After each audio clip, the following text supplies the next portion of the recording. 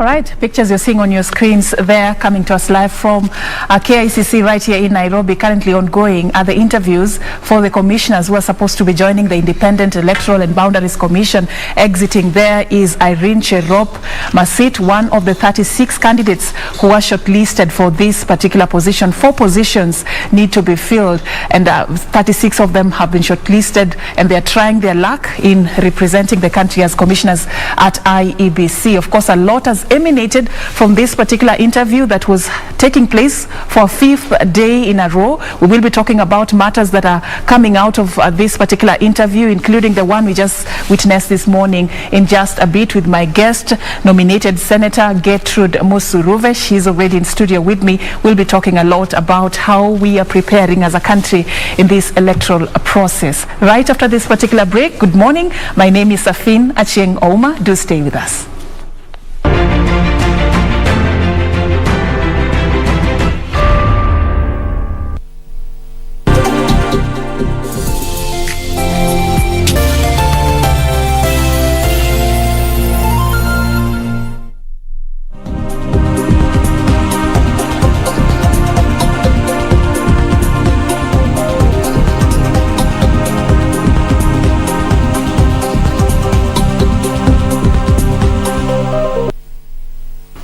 Welcome back, and thank you for joining us. In case you're just joining us right now, this is News Check, a program that seeks to explore issues that are shaping the news and also having studio conversations to dissect those issues and give you a deeper understanding on how they're going to impact your life. So this morning, we continue on day 5 with the live coverage of the ongoing interviews for commissioners of the Independent Electoral and Boundaries Commission. 36 candidates, like I told you earlier, were shortlisted to fill the 4 vacant positions, and so far we have seen them being taken through a very rigorous process of explaining their experience and their desire to join the commission and what they bring on the table as their value add to this electoral body ahead of the 2022 general elections. We'll be discussing some of these issues with my guest in studio this particular morning. Her name is nominated Senator Getrude Musuruve. She's not new to this particular platform. I don't know why people are calling you Mama Mwema, this Mama Mwema name. But we will be talking about that. But very quickly, Mheshimiwa, we have seen the candidates, let me call them candidates, really taking their time to defend their desire to become commissioners of the Independent Electoral and Boundaries Commission. As I will call you a person of interest, as a politician who is having a stake in the electoral process in this particular journey. As a person of interest in this process, what is your expectation at the end of the day, at the end of this particular process? Thank you, Serfine, for asking me about my expectations. One, I would expect that this nomination will be very fair, and this nomination will also be sensitive to issues of 2/3 gender rule, and these nominations will be nominations that will be credible and accountable, and I'm also expecting that women will be given more preference when it comes to being commissioners, given the fact that we have 3 commissioners who exited, and they were actually female.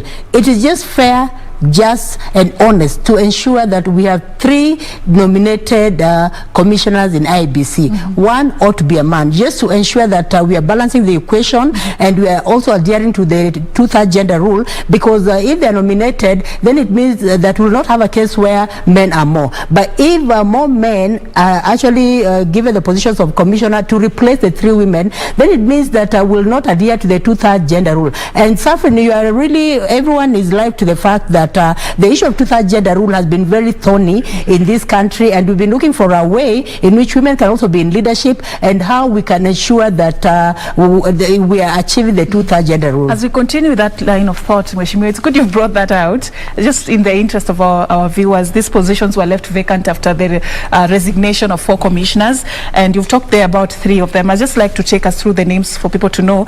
We had Roslina Kombe, Margaret Mwachanya, and Connie Maina, and of course course, also Paul Kurgat, who resigned from these particular positions. That's why they were left vacant, and we're trying to fill them up before the next general elections. But critics of this two-thirds gender rule gospel would say, shouldn't it be based on the experience and the qualification that women bring on the table, and not just the fact that let's have women in that particular equation?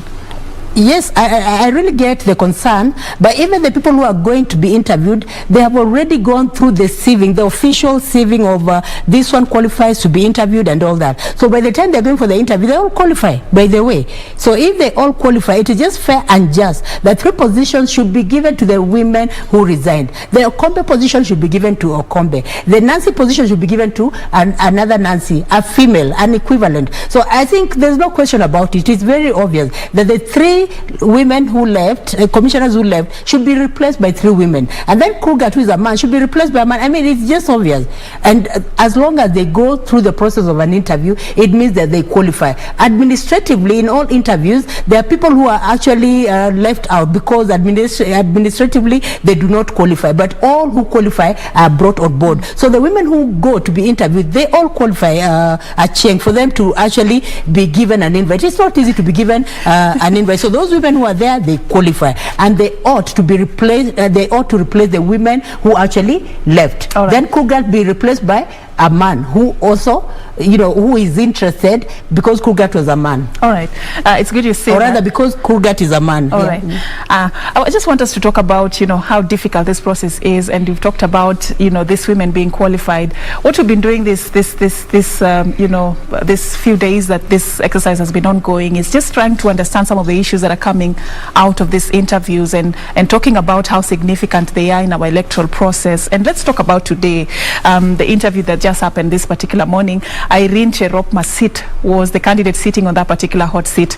Something that stood out for me this morning, Mheshimiwa, that you know, touches on her background was the fact that she vied in 2017 as a woman rep in Elgeyo Marakwet, and when she was taken to task to explain why she's not a woman rep in Elgeyo Marakwet today, she cited issues to do with lack of you know, finance, enough money, and she also cited some of the issues that center around culture. And you know, when you're a woman, you want to vie, it's always about you're married to who, which clan, how many children do you have. I don't know whether these are issues that, you know, you would relate to when it comes to women and leadership. Irene, yes, what she mentioned is actually live on the ground. You find that when a woman wants to vie for a position, there are so many holes that people really tend to see, you know, that they want to question, is she married, and if she's married to who, and even if she's married, does she have children? You know, they want you to be Mrs. Perfect, and even you know, just that societal perception. And then also other challenges that women have, most of the time they don't have funds, they don't have the finances, so it becomes really a challenge, because you'll find that when people are preparing for elections, men already have the funds. Remember, we come from a background that is patriarchal, that when it comes to even family income, in most homes you find that it is under the man's name. So if a man wants to, for example, buy, he can take you know, the house that belongs to the family and go with the title deed also, you know, for the land, and it will be a collateral for him to get money at the bank. Now, when it comes to women, most women do not have the advantage of having property that can be collateral, you know, so that they can get money and do what they are doing. So when it comes to the issue of finances, it is really a key issue that brings down women, that they don't have the finances to go out to the ground. Yes, the women have the potential. Yes, the women have the leadership positions, but sometimes they're actually let down by the money factors, and this is because of sometimes the voter dynamics. You know, some voters, you know, from long time, they believe in having handouts, they believe in being given little money here and there, but you see, that does not make them any better. All right, it's good you've taken me there, the issue of handouts, because this also stood out very strongly in yesterday's interview. One of the candidates, who is the former chair of the you know, Export Processing Zone Authority, he was tasked to explain how we can get out of this culture of handouts and having the outcome of elections determined by the financial muscle of the aspirants, not based on the ideologies that they bring on the table. Why is money important when it comes to elections? Why is it a thorny issue? And why is you know, vying for a position branded as a very expensive affair? Should money money be a factor when you want to become a leader in this country? Now, Achieng, I want to tell you my experience, because right now I've made it clear that I really want to stand as a member of parliament. But when I look at it, I may not have the financial, backup, but I have the vision, the vision I have for my people, as a backup. And I want to say that the issue of finances should actually not come on board. People should not, in fact, the voters need to be educated so that they are actually not wood because of money. Most of the time you find some voters are actually wood. They're given some money, sometimes even 500. They sell their birthright of having the right leader, and then once their birthright goes, then that's when they realize they sold their birthright for about 5 years. So the issue of money should not actually come on board, but the vision a leader has for his people. What is it you want for the youths where you come from? What is it you want for women where you come from? What is it you want for persons with disabilities where you come from? So what is it you want about the entire community? What vision do you have for them? And it should be something that is sustainable, because money is not sustainable. People can even be swayed to get money, but tomorrow they will not change their their socio-economic status. They'll still remain. They'll still remain in the same status. What do you think is the problem for it to warrant somebody to use your term, sell their constitutional right to vote? Is it the person who is at fault, or this politician? Who is to blame in this equation? Have we left our society to be so vulnerable to the extent that a mere 50 bob would make me sell my constitutional right? Where do you think this is coming from? Where the problem comes from is lack of awareness also from our voters. They need to know that when they're electing someone, they should be, because it is their right. When you look at Article 1 of the Constitution, we have the sovereignty of the people of this country. They have the sovereign power in their hands. They can decide to exercise it maybe individually, or they can also exercise it through the elected people. So you see, they have all the rights. So I think there's need for civic education, so that the common man is aware that they have the right to choose the leaders, and the decision they make will affect them in totality for the next 5 years, for the next 10 years, and all that. So there's need for civic education. Most people do not have the civic education, so they miss out on it, and this is core when it comes to elections. And that is why many people are bought easily. Many people are swayed with money. But what I want to say, if people want money, let people have money. Wakileta pesa mukule, lakini go for your right, because you have a right constitutionally. You have a right constitutionally. And I'm saying like that because you find that there are some leaders who may not even be capable, but they have the financial muscles. They just know, I'll just go, nitamwaga pesa hapa, nikisha mwaga watanipatia kura, wakinipatia kura tosha, they'll not be seen on the ground. So people need to be actually trained. They need to go through civic education. Youths need to go through civic education. PWDs need to go through civic education. Women also, who are very genuine voters, need to go through civic education so that they know that they have power in their hands and they have a right to choose whoever they want. And then they need also to be educated, to be told that whoever you choose will determine whether you'll be economically empowered or you'll still remain at the same status, so that they're not with money. And you see, sometimes women are easily cheated because they're the homemakers. Most of the time they're not empowered economically, but maybe they cannot bring food on the table. So if somebody just brings sugar, they say, oh, nimekunywa sukari ya fulani, mimi nitampatia kura yangu, mimi nitampatia kura yangu. You see, so they end up you make a decision based on that tangible. Yes, so they make their decision based on the sugar, or maybe the 100 shillings they've been given. But with civic education, you can take them through. After taking them through, you just tell them, if a politician comes with money, kula hiyo pesa ni yako, but sio yake, lakini kura patia fulani. All right. Yule ataleta nini? Mabadiliko. All right. So you touched on something that I am really curious to understand. From nominated senator to member of parliament, this is from a nominated position to an elective position, and we are talking about issues to do with the financial muscle becoming a challenge. There's also the stigma that surrounds women leadership in the society. The other time we've been having this conversation with you, you've also been citing challenges as a person with disability trying to get into these leadership positions also. What are you doing between now and that particular time on the election day that will make this journey different for you? Now, Serfine, that is a good question to ask.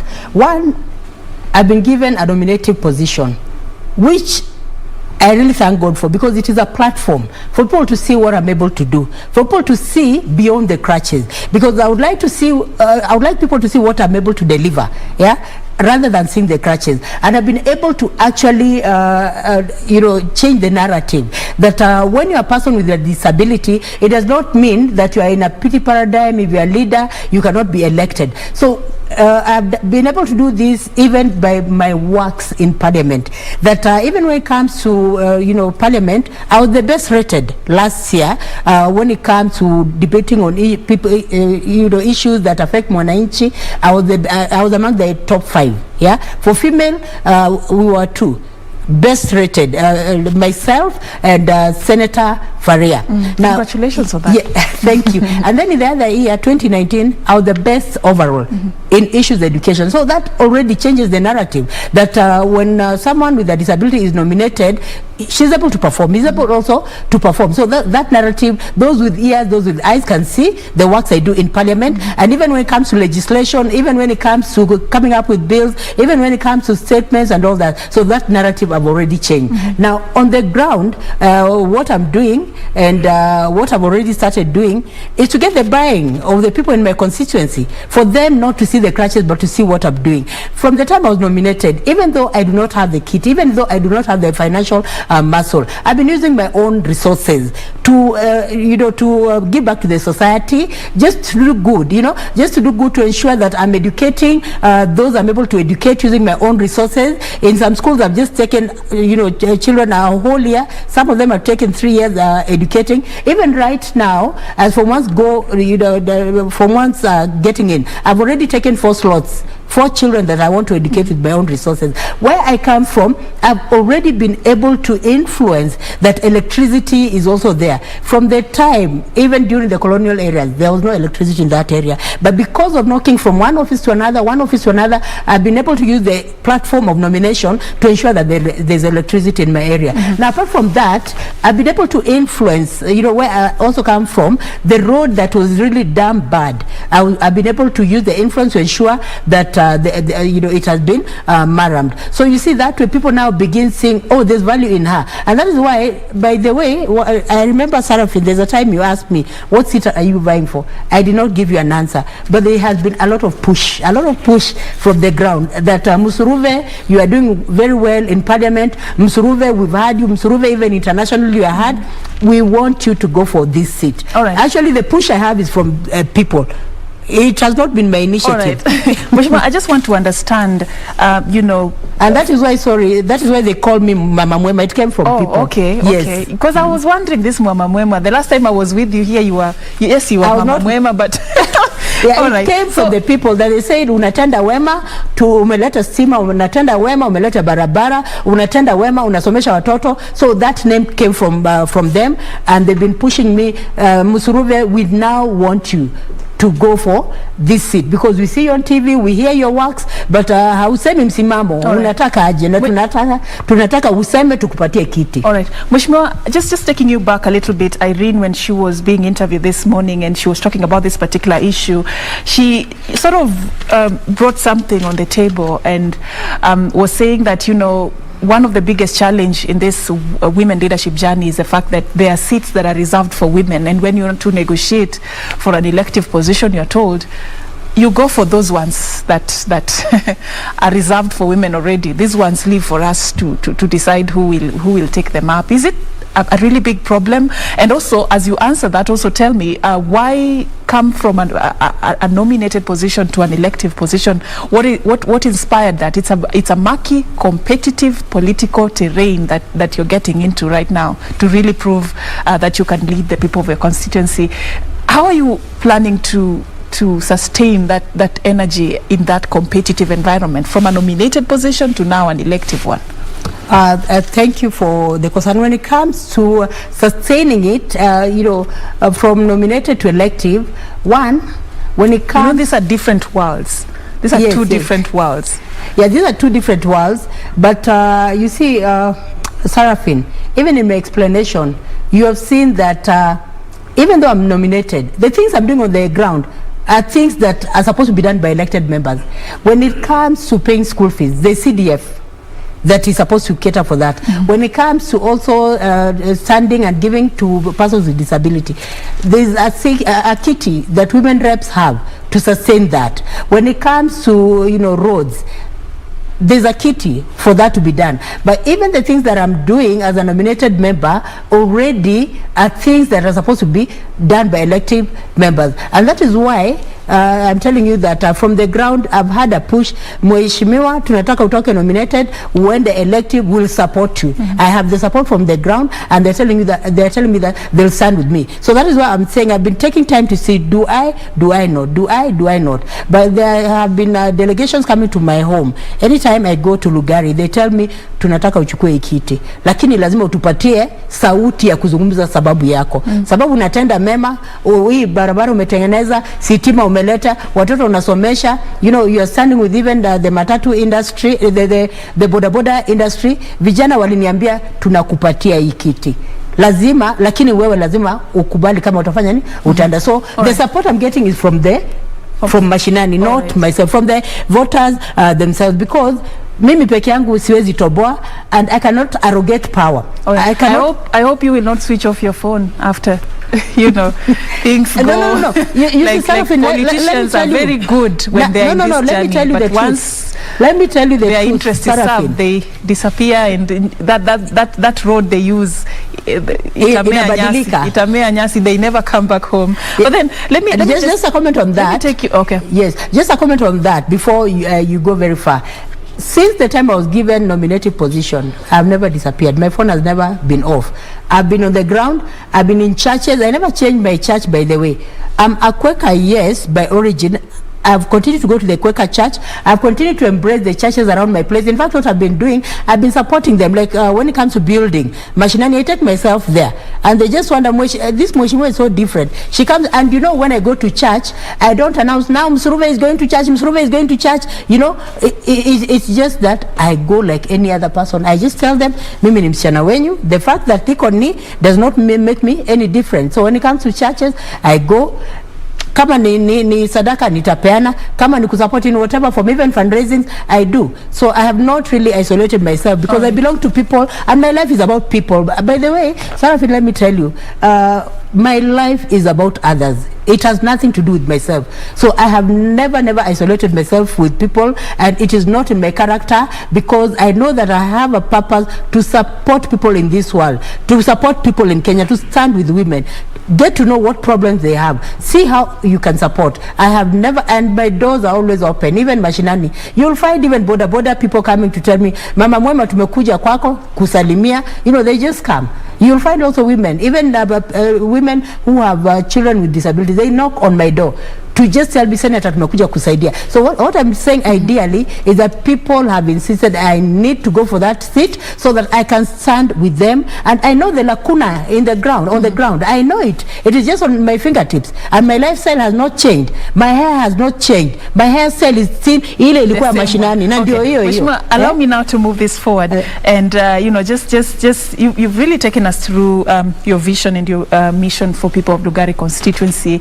And earlier, when I just asked you this question that you're responding to, you know, I talked of what one of the candidates brought on the table with regards to seats that are reserved for women and those that are left out for anybody to vie. And most of the time there's been a bias when negotiating for these seats, and women are told you have your own seats to you know, you can take up those ones and let these other ones for us to decide who is to take them up. Do you think women have really delivered on the seats that they were given, first of all, to sort of address this 2/3 gender rule problem, to justify why the society should believe more in women leadership?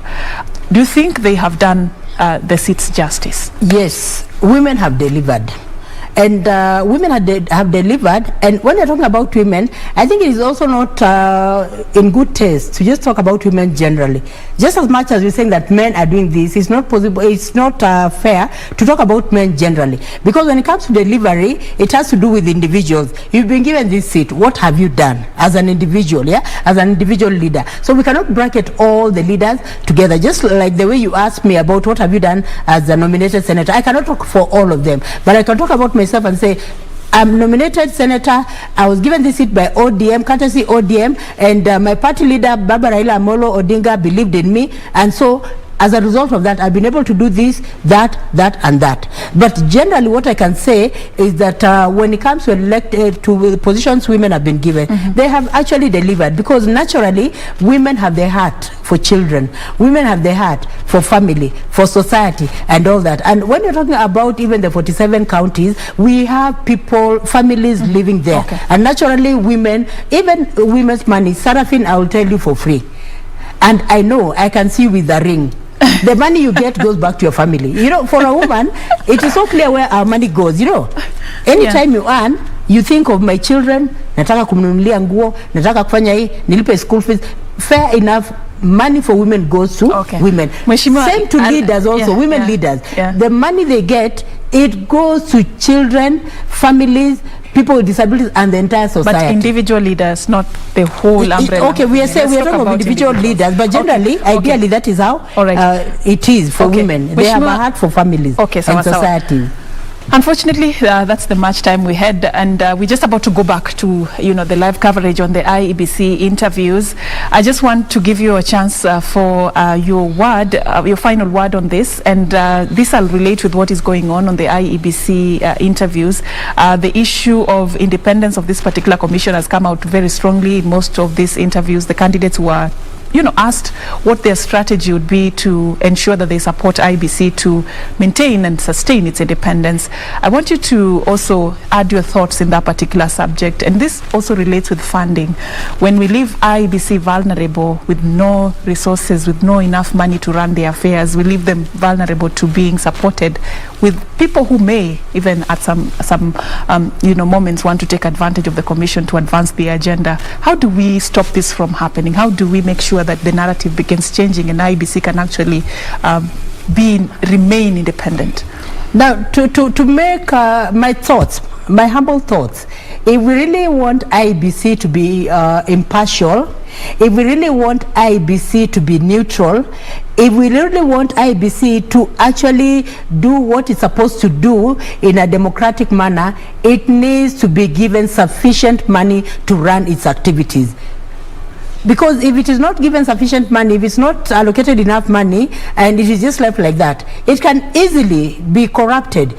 Because there are people with money who can easily maybe buy individuals. But then to protect IEBC from such eventualities, then money should be allocated, enough money should be allocated to go to IEBC from the beginning up to the end of the process. But if it is just left like that, people can arrogate power to themselves. People can arrogate positions to themselves. And that is not what we want. Because in a democratic society that is fair and just, then the IEBC needs to be sponsored sufficiently, needs to have sufficient money that will help them conduct the process in a fair and democratic manner. Thank you so much, Mheshimiwa, for creating time for us this particular morning. That is nominated Senator Getrude Musuruve here sharing with us her insights on the ongoing process of selecting the commissioners for the Independent Electoral and Boundaries Commission on issues emanating from some of the candidates who were defending their interest to join the commission. There are women and leadership standing out very strongly. We now want to go back